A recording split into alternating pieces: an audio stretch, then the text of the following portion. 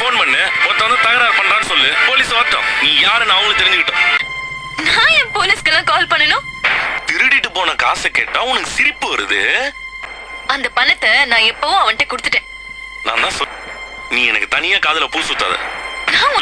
அந்த பணத்தை நான் போன தடவை வந்தப்பவே மனோஜ் கிட்ட கொடுத்துட்டேன். நான் பணம் கொடுத்த விஷயத்த உங்ககிட்ட சொல்லலையா?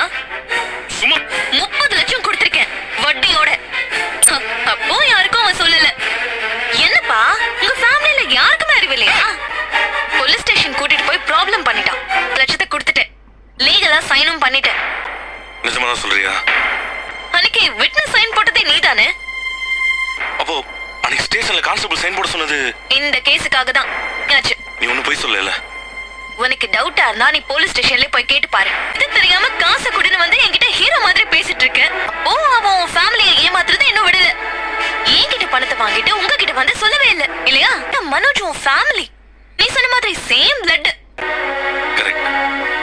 அந்த ஊடுகள் இன்னும் ஏமாத்திட்டு தான் இருக்கான். முத்து, நான் ஏன் மனோஜ் கழட்டி விட்டு போனேன் தெரியுமா? நம்ம எல்லாரையும் ஏமாத்தினா என்ன ஏமாத்த எவ்வளவு நேரம் ஆகும்? அவன் இவ்வளவு கிரிமினலா யோசிச்சிருக்கான். அவன் ஒரு கடை ஆரம்பிச்சான். அது இந்த காசுல தான் நினைக்கிறேன். மனோஜ்க்கு இந்த அளவுக்கு அறிவே இல்லை.